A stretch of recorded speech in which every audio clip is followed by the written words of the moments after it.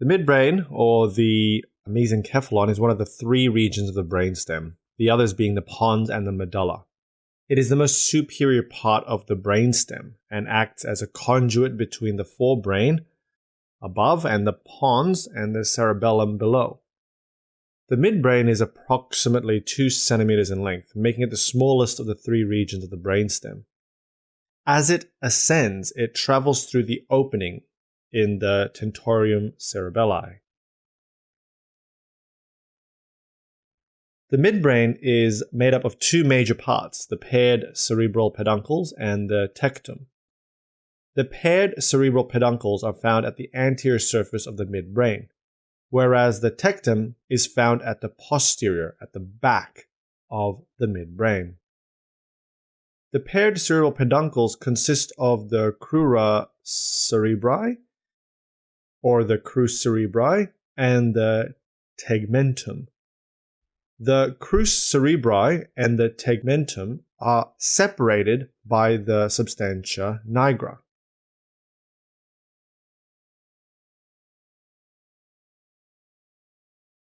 The crus cerebri is found at the most ventral area, the front of each cerebral peduncle, and contains three descending pathways. The descending pathway means from the brain or the cerebral cortex out, down through the brainstem.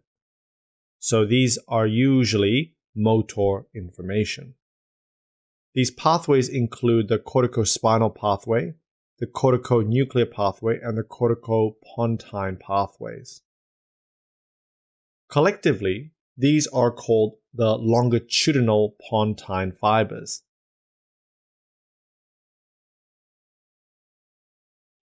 The tegmentum is the central part of the midbrain and contains the reticular and cranial nerve nuclei, as well as several neural pathways.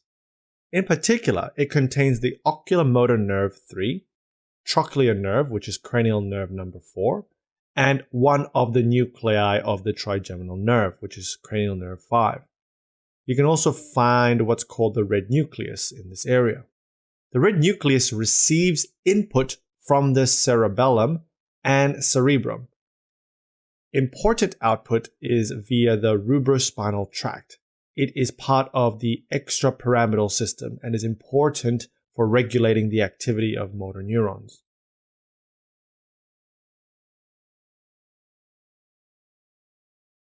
The other major part of the midbrain is the tectum, also known as the quadrigeminal plate. It consists of two pairs of relay nuclei, the superior colliculi and the inferior colliculi. Collectively, these are called the corpora quadrigemini. The superior colliculi are involved with the processing of visual information, whilst the inferior colliculi are involved with the processing of auditory information.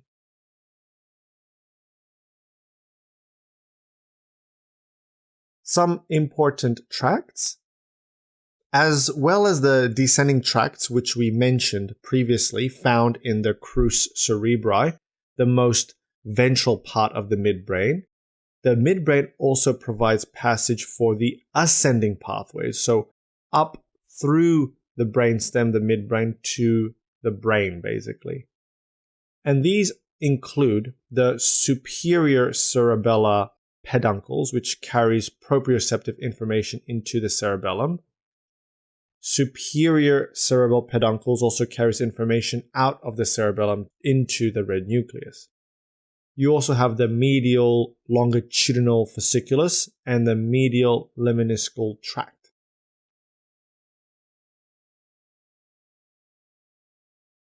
Next is blood supply.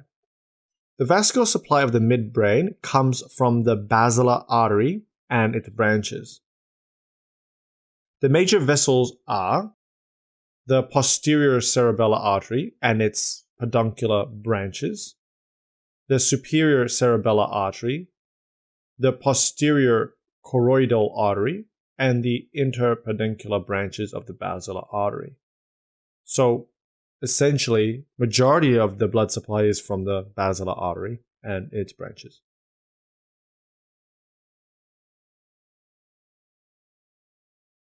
Now let's look at some clinical anatomy or clinical cases related to the anatomy we have learned, beginning with Parkinson's disease. Parkinson's disease is a neurodegenerative disorder that is caused by destruction of dopaminergic neurons in the pars compacta of the substantia nigra, located in the midbrain. It is also part of what's called the basal ganglia system, even though it's not really within that area. As dopamine is a neurotransmitter with an important role in movement and coordination, depletion of the dopamine results in the cardinal signs and symptoms of Parkinson's disease. These include resting tremor, bradykinesia, limb rigidity, and postural instability. The second clinical anatomy, which is important to note within the midbrain, is Argyll-Robertson pupil, which describes physical exam, which shows bilaterally small pupils that do not constrict when exposed to bright light. But the pupils do constrict when focused on a nearby object.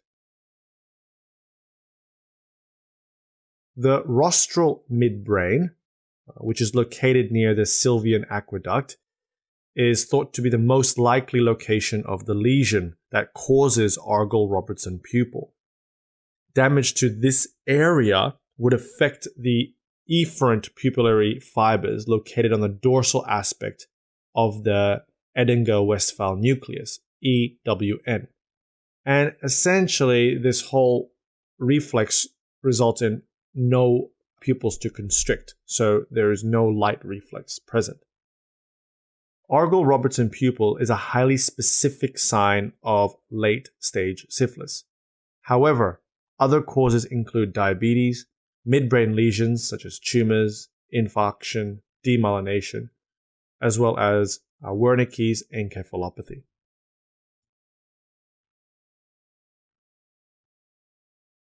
Thank you for watching. There's a second part to this video which will look into the midbrain syndromes. So lesions that occur in the midbrain that cause classical signs and symptoms. Kali ini kita akan membahas mengenai bagian otak yang dinamakan dengan otak belakang. Nah, otak belakang ini dia lokasinya ada di bagian paling belakang, yaitu area ini. Di area ini adalah dinamakan dengan otak belakang. Nah, pada otak belakang dia dibagi menjadi 3 bagian. Yang pertama ada yang dinamakan dengan pons Farolli.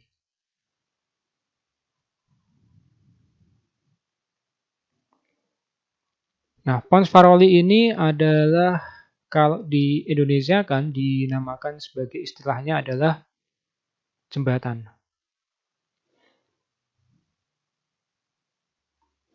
Nah, apa fungsi dari pons Farolli ini? Jadi fungsi utama dari pons Farolli ini adalah digunakan untuk jembatan informasi. Jadi dia nanti yang menghubungkan antara otak. Jadi di sini ada otak besar, dari otak besar menuju ke bagian otak kecil. Jadi dia sebagai jembatan penyampai informasi, karena lokasi dari pons Farolli itu lokasinya ada di bagian sini nih. Nah, kemudian fungsi lain dari pons Farolli ini digunakan untuk koordinasi dari pola tidur seseorang. Jadi ini salah satu yang menyebabkan kita mampu tidur kalau sudah terbiasa jam 12 malam ke atas, maka tidurnya akan jam 12 malam ke atas. Atau ketika kita sudah sering tidur jam 9 malam, maka secara umum kita juga akan tidur secara terus-menerus jam 9 malam karena ada yang namanya pons Farolli ini. Yang kedua, pada bagian otak belakang ada yang dinamakan dengan medulla oblongata.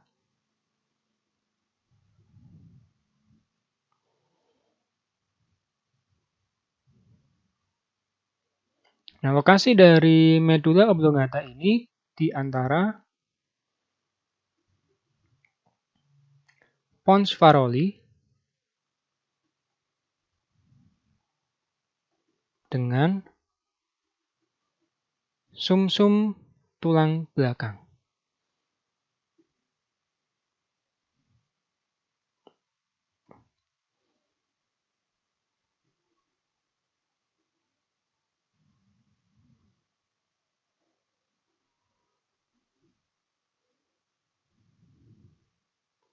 Nah, kalau pada gambar, maka bisa dilihat bahwa lokasinya pada bagian medula oblongata ini, dia ada di antara pons Farolli dan sumsum tulang belakang ini.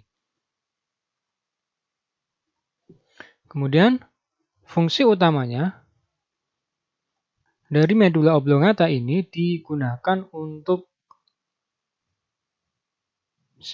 misalnya mengontrol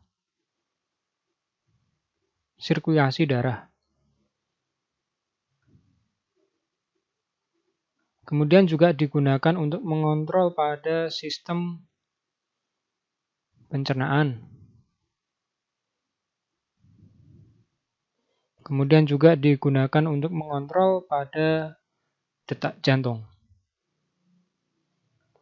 Dan yang terakhir, dari otak belakang ini, yang ketiga, ada yang dinamakan dengan otak kecil. Atau nama ilmiahnya dinamakan dengan cerebellum. Nah, jangan sampai kebalik antara otak kecil dengan otak besar. Kalau pada otak kecil itu memiliki nama cerebellum, sedangkan pada otak besar namanya adalah cerebrum. Jadi jangan sampai kebalik antara otak kecil cerebellum dengan cerebrum. Nah, fungsi utama dari otak kecil ini yang pertama, dia digunakan untuk menjaga keseimbangan.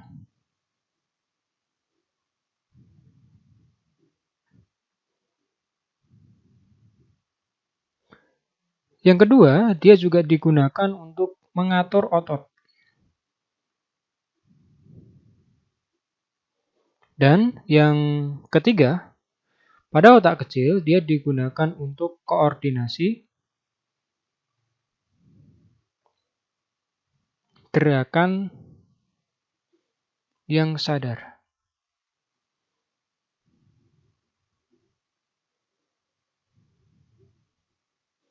Nah, jadi itu adalah beberapa bagian dari otak belakang dibagi menjadi 3. Pons Farolli, medula oblongata, dan yang terakhir adalah otak kecil ini. Semoga bermanfaat untuk penjelasan yang berkaitan dengan otak belakang, kemudian pembagian-pembagiannya seperti apa. Semoga bermanfaat. Nah, sumsum tulang belakang atau dikenal dengan spinal cord atau disebut juga dengan medula spinalis, ini merupakan kumpulan dari serabut saraf yang berada di sepanjang tulang belakang yang membentang dari bagian bawah otak hingga ke punggung bagian bawah. Nah, kumpulan jaringan ini memang relatif kecil, dengan berat hanya sekitar 35 gram dan diameter sekitar 1 cm. Tapi perlu kalian tahu bahwa meski berukuran kecil, organ tubuh ini memegang peranan yang sangat vital di dalam sistem saraf manusia. Jadi, bersama dengan otak, medula spinalis ini menjalankan sistem saraf pusat yang mengkoordinasikan aktivitas sehari-hari manusia. Seperti contohnya bergerak, merasakan sakit, atau sensasi lainnya seperti panas dan dingin, getaran, dan ketika terkena suatu benda tajam atau tumpul. Nah, hingga mengontrol berbagai fungsi tubuh seperti pernapasan, tekanan darah, atau detak jantung. Nah, selanjutnya, apa sih fungsi dari medula spinalis ini? Jadi, sebenarnya medula spinalis ini memiliki 3 fungsi yang sangat penting dalam mengontrol dan mengordinasikan tubuh manusia. Ketiga fungsi sumsum tulang belakang tersebut adalah yang pertama, mengontrol sensasi, yang kedua mengontrol gerak motorik dan kerja organ, kemudian yang ketiga adalah gerak refleks. Nah, mari kita bahas. Nah, fungsi yang pertama mengontrol sensasi. Salah satu fungsi dari medula spinalis adalah mengumpulkan dan membawa sinyal atau informasi sensorik yang diterima dari anggota tubuh atau organ indera menuju ke otak. Sinyal atau informasi tersebut bisa berupa sensasi sentuhan, tekanan, suhu, baik itu suhu panas atau dingin, dan rasa nyeri. Selanjutnya, informasi ini kemudian akan diproses oleh otak untuk memberikan respon. Fungsi yang kedua adalah mengontrol gerak, dalam hal ini gerak motorik dan kerja organ. Nah, selain ke otak, medula spinalis ini juga berfungsi membawa sinyal atau informasi dari otak ke otot atau organ tubuh tertentu. Informasi ini bisa disampaikan ke otot tangan, lengan, jari, tungkai kaki, atau bagian tubuh lainnya untuk mengontrol gerak, dalam hal ini gerak motorik tentunya. Sebagai contoh misalnya, ketika Anda ingin berjalan, maka sumsum tulang belakang membawa informasi dari otak ke otot kaki dan memerintahkannya untuk melangkah secara berulang. Selain itu, sinyal atau informasi juga bisa dibawa ke jantung, paru-paru, atau organ tubuh lainnya untuk menjalankan fungsi otonom seperti mengontrol detak jantung, bernapas, tekanan darah, dan lain sebagainya. Selanjutnya, fungsi yang ketiga adalah gerak refleks. Medula spinalis ini juga berperan dalam mengontrol gerakan-gerakan refleks pada tubuh manusia. Pada gerak refleks, impuls melalui jalan pendek atau pintas, yaitu artinya tanpa diolah terlebih dahulu oleh otak kita. Salah satu contohnya, misalnya, gerak refleks pada lutut yang tiba-tiba tersentak saat diketuk di titik-titik tertentu. Pada gerak refleks lutut, neuron sensorik secara langsung akan terhubung ke neuron motorik di medula spinalis tanpa diproses terlebih dahulu di otak. Oleh karena itu, proses ini memberikan respon yang lebih cepat dari gerak motorik pada umumnya. Nah, bila medula spinalis ini dipotong secara horizontal, maka akan terdapat beberapa bagian di dalamnya yang memiliki fungsi yang berbeda-beda. Berikut ini merupakan beberapa bagian atau anatomi dari sumsum tulang belakang atau medula spinalis tersebut. Nah, jadi perlu kalian tahu bahwa sumsum tulang belakang itu memiliki bagian yang berwarna abu-abu dan berwarna putih tentunya. Mari kita bahas satu persatu bagian ini. Yang pertama kita mulai membahas bagian gray matter atau bagian abu-abu. Jadi, bagian dalam atau medula itu berwarna abu-abu, makanya disebut juga sebagai substansi grisea atau bagian abu-abu yang membentuk huruf H. Gray matter itu merupakan bagian gelap berwarna abu-abu dan memiliki bentuk seperti kupu-kupu yang berada di dalam sumsum tulang belakang kita. Bagian sumsum tulang belakang ini berwarna abu-abu itu karena tidak diselaputi mielin yang merupakan zat lemak. Nah, bagian ini tersusun dari badan sel saraf atau neuron dan neuroglia, dendrit dan serabut saraf, serta memiliki 4 sayap yang disebut dengan tanduk. 2 tanduk yang berada di depan itu dinamakan tanduk anterior atau ventral, itu mengandung sel saraf atau neuron motorik yang berfungsi untuk membawa informasi dari otak dan medula spinalis ke otot tubuh untuk merangsang pergerakannya.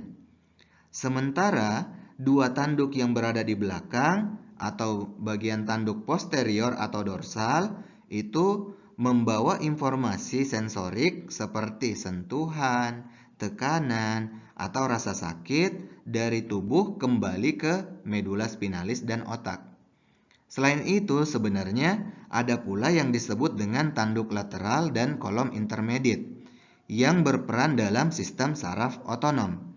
Meskipun demikian, tanduk lateral itu hanya ditemukan di beberapa area sumsum tulang belakang yaitu bagian toraks, lumbal bagian atas, dan sakral. Nah, tadi kita sudah membahas terkait dengan gray matter atau bagian abu-abu. Sekarang kita membahas white matter atau bagian yang berwarna putih. Nah, perlu kalian tahu bahwa bagian luar atau korteks sumsum tulang belakang yang berwarna putih itu disebut juga sebagai substansia alba. Gray matter di dalam medula spinalis itu terbungkus oleh bagian yang berwarna putih yang disebut dengan white matter. Bagian putih itu merupakan jalur serabut saraf atau kumpulan neurit yang bermielin. Bagian ini itu berisi akson yang memungkinkan berbagai bagian sumsum tulang belakang untuk berkomunikasi dengan baik dan lancar. Nah, akson ini bergerak kedua arah. Perlu kalian tahu bahwa beberapa akson yang mengarah naik itu berfungsi untuk membawa sinyal dari tubuh ke otak. Sedangkan akson yang turun itu mengirimkan sinyal dari otak ke neuron yang terletak di bagian lain dari tubuh kita. Nah, sama seperti gray matter, white matter juga dipisahkan menjadi beberapa bagian yang disebut dengan kolom. Keempat bagian tersebut yaitu ada kolom posterior, itu letaknya di antara dua tanduk posterior. Selanjutnya ada kolom anterior, itu letaknya di antara dua tanduk anterior. Dan ada kolom lateral, itu letaknya di antara tanduk posterior dan akson dari neuron tanduk anterior. Nah, kolom posterior itu terdiri dari akson yang mengarah ke atas atau naik. Sedangkan kolom anterior dan lateral itu terdiri dari banyak kelompok akson yang berbeda-beda dari saluran yang naik dan turun, termasuk yang mengontrol sistem saraf perifer atau tepi.